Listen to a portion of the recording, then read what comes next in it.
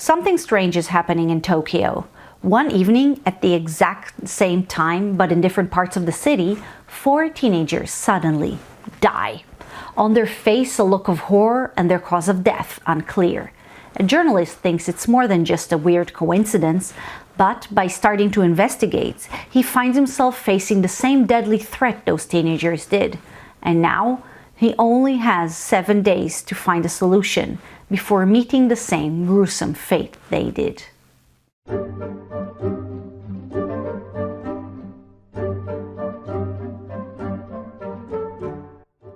Minasan konnichiwa, chaneru e okaeri nasai. Hey Bookworms, and welcome back to my last video in my Halloween series where I review horror books that got a movie adaptation so famous many people aren't aware that they were actually based on books. And this time I'm reviewing Ringu by Koji Suzuki, the first book in a series of 6 which got both a Japanese and an American movie remake. The book follows journalist Kazuyuki Asakawa, who hears of a strange coincidence. 4 deaths in completely different parts of Tokyo. All were young and healthy, all died at the exact same time, all just dropped dead suddenly, clutching their heads in panic and had a terrified look on their faces. The search for a link between them leads him to different parts of the country, people with supernatural powers, and one cursed videotape that if you watch it, you will die in 7 days. I will start by saying that of all the movie adaptations this book got, I only watched one of them, and this was the American movie remake, which I liked. I will tell you that it's very different from the book. Japan made several movie adaptations of the books, and despite being loosely based on the books, they are generally more faithful to them. But I haven't seen any of those, so let's just start talking about the book. It was rather different than I expected, but I generally liked it. There's going to be a but here, so definitely wait for it, but I enjoyed the book. I enjoyed it structured. Of course, I knew about the curse and what happens after 7 days, etc., but I was surprised by the setting of the book, less as a horror and more like a detective story. Asakawa and the characters who help him really approach the deaths like a mystery. They interview people, take a photo, and analyze the background in order to find out where it was taken, going over files and dates and names. And if you've seen my videos for a while, you know that I absolutely love detective books, so I definitely enjoy this aspect of it. In addition, I found that the book made more sense in a way. For example, the content of the video itself actually makes more thematic sense here, while in the movie it mostly showed random images that were meant to creep you out. Having said that, other parts of the book were completely bonkers. This is one strange book, which is not a bad thing. But now comes the trigger warning, which I did not expect to have in this book. And no, it has nothing to do with creepy images or little girls in wells. No, this book needs a trigger warning of sexual assault. So let's talk about the main character, Asakawa, who at first looks like he is just a regular Joe. He could be you or me. But page by page, I started disliking him so much. I don't know if he was purposefully written as this huge asshole, but that's how he came across to me. Now, before I go any further, I want to acknowledge that Japanese culture is very different from the Western culture I grew up in, and I appreciate that, but still, it's not a matter of culture, it's a matter of being a human being. Let's start with the fact that Asakawa's relationship with his wife felt really transactional, which irked me. But I get it, many people use terms like "she gave me a child" as if it's payment for putting up with her.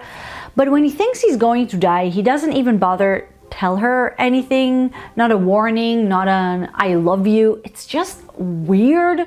Also, on a side note, I loved how he says that luckily their relationship is still good after 3 years together. Wow, 3 whole years.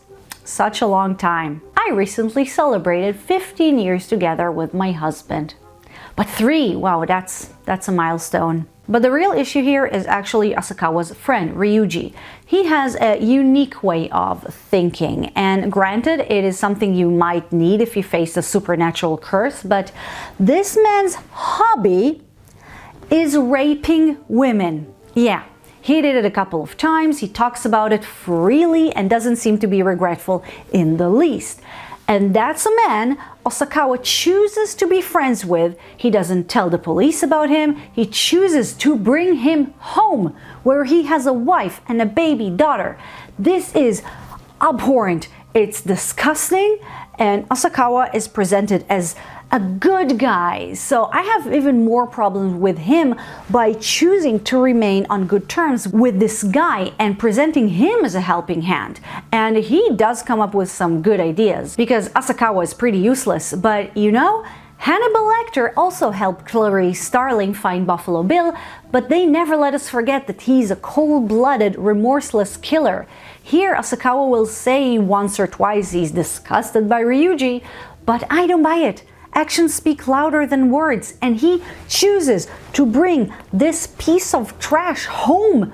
And even before needing him to reverse the curse, he never bothered to notify the authorities about him. And this really bothered me. And note that there is another scene of a sexual assault in the book, so be prepared if you're sensitive to those topics.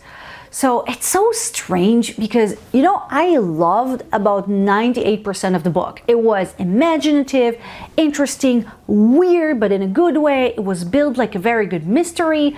But those tiny 2% really bothered me. The fact that our everyday man protagonist we root for chooses to be friends with such a monster and almost isn't bothered by his actions is really bad. I don't know if it's ruined the book for me, but of all the changes the American movie made, this is one that I'm definitely glad they did. And guys, that's it for my review on Ring by Koji Suzuki. Thank you for watching this video. I hope you liked it. If you did, please don't forget to click the like button to make sure to watch my other videos on this series. And also write me a comment. Did you read the book Ring or any of the series? Did you watch any of the Japanese movie remakes? Are they any good? And just because I mentioned it and I find it really important, please, if you know of someone who enjoys hurting others in any way, you can let the authorities know anonymously. Maybe this person isn't completely bad. Maybe they just need treatment, but they should be prevented from hurting others. So please remember, if you see something, say something. Don't be like Asakawa. You can quite literally save lives with it. So anyway guys, thanks again for watching, and I will see you again next time in December for a Christmas special. So until then, bye bye.